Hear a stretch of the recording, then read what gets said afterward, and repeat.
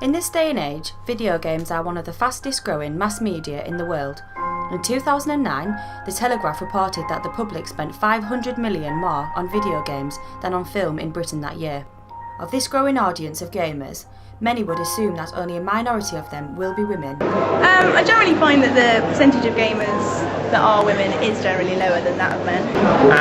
Based on my experiences and my mum, well, I'd say about 20% of women are gamers. I think it's getting more, but I'd still say only about 10%. Not very many. 15. I would probably say, I would guesstimate about 40%. I don't know, less than 5%. However, as figures from the Entertainment Software Association showed in 2012, these assumptions are divorced from the reality. 47% of all gamers are women, and women over the age of 18 make up a larger market share than boys under the age of 17. The perception, however, has affected the industry greatly. Of a 700 game sample, EDA found that only 3.4% of the games had an exclusively female protagonist, compared to 53.6% of games with exclusively male protagonists. This film will show how the video games industry has gotten to this point, focusing on 3 of the most famous and influential female characters in video games. It will also show the impact of these characters for good or for ill on the contemporary video games industry, how this fiction of women in games came about and why it matters.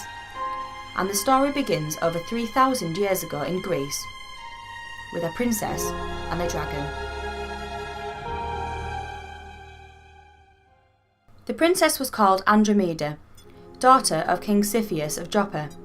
Her mother had angered the sea god Poseidon by boasting of Andromeda's beauty, and there was only one way to avoid his wrath, for Cepheus to sacrifice Andromeda to the sea monster Cetus. The king bound Andromeda to a rock and left her to her fate.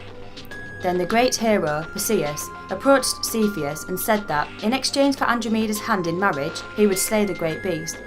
King Cepheus agreed, and just in time, Cetus was slain and Andromeda was saved. The tale of Andromeda is one of the most influential stories in history. The Princess and the Dragon narrative has been retold and adapted innumerable times in all media. The Ramayana, Superman, King Kong, James Bond, all of these and more have used the story of a male hero saving a female victim from a great peril. One of gaming's most famous examples is Princess Peach of the Super Mario Bros. Franchise.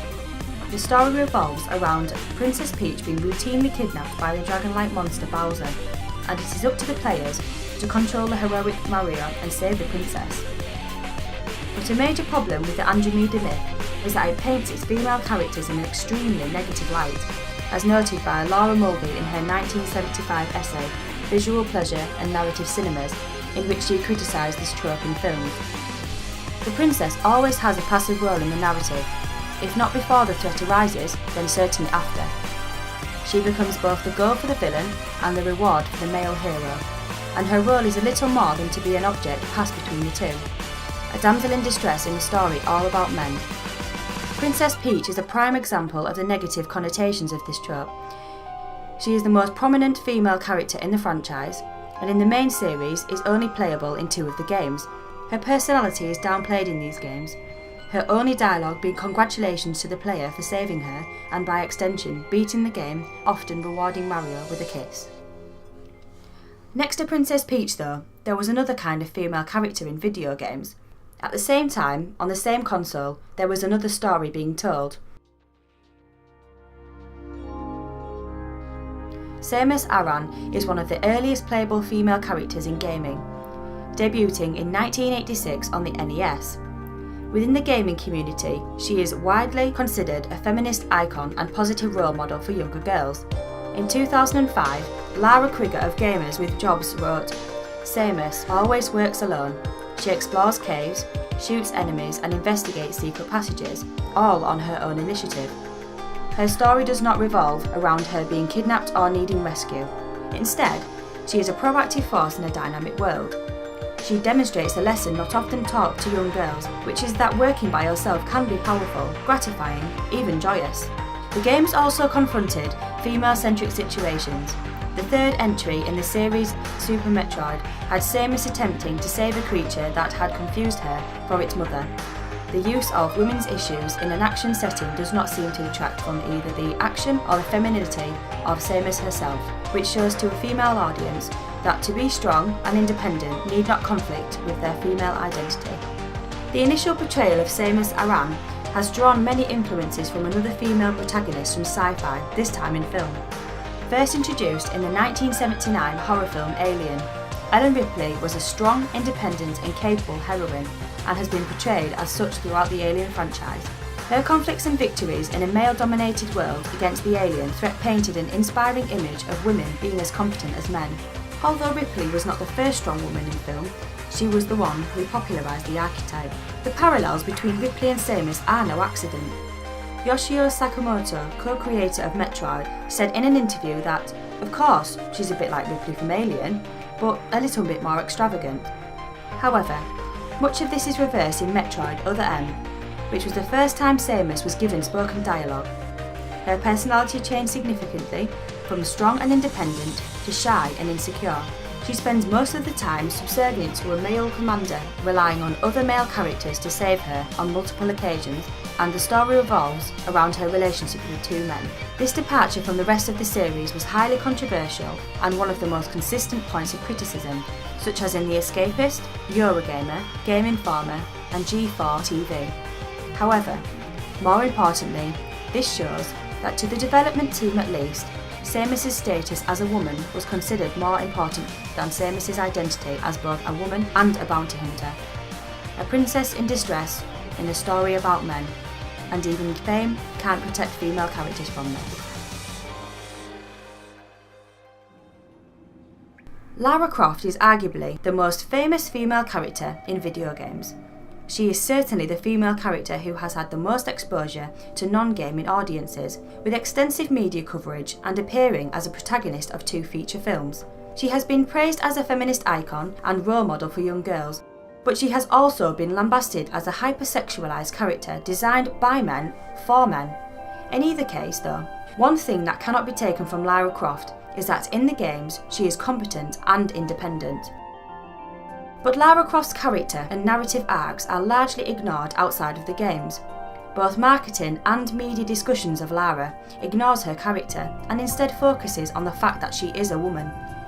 In video games and the female audience, Daniel Floyd and Lee Alexander describe this context. Toby Gard, Lara's designer, made her to be a powerful, sexy and over-the-top heroine, pretty much a female Indiana Jones. But she's never been marketed that way.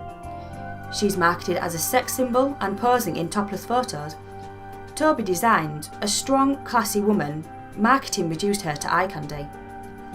Furthermore, in the essay, Lara Croft, Feminist Icon or Cyber Bimbo, Helen W. Kennedy writes, "To date, there are no male-authored fan sites which deal with the question of how it feels to play as a woman, and it is hard to imagine that there ever could be. Instead, you have a proliferation of sexualised imagery dominating the official and unofficial websites. It is the presence of both the official and unofficial highly sexualised images of Lara which is often the focus of critical discussion. Whether by design of the original creators or by happenstance, critical discussion of Lara Croft as a woman is often ignored. Instead, discussions are about Lara Croft as a sex object. The recent Tomb Raider reboot has attempted to downplay this. When talking about the new Lara Croft, the lead writer Rhianna Pratchett said that her sex appeal is more than just being a pure visual.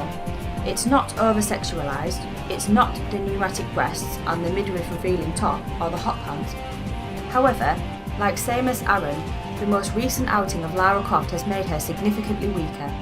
Before the game's release, the executive producer of the reboot, Ron Rosenberg, said, "There's this sort of dynamic of, I'm going to this adventure with her and trying to protect her. She is literally turned into a cornered animal."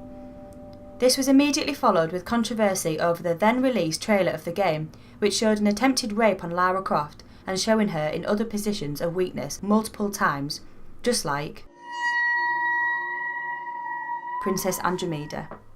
Princess and Dragon stories are stories about men, for men and often by men. It is a legend that, outside of iterations that deconstruct or parody the legend, teaches us that the only place for women is to be rewards for men, as is the case with its only major female character. And issues of gender equality and representation have become more important and relevant with recent controversies surrounding Hitman Absolution, Depression Quest and Remember Me. However, the preconception of how many video game players are women is still strong.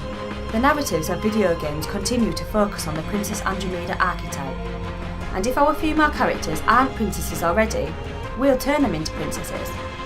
The story of video games and women focuses not on the character of a woman, but whether or not a character is a woman, which has led to a narrow and distorted idea of what video game narratives can be and who plays video games. A story that is repeated even if it isn't true. Like the Andromeda myth itself, the problem is not that there are female characters who are objects to be protected, it is that there is no mainstream alternative. And increasingly, it is not dragons who entrap princesses in our myths. It is the myths themselves.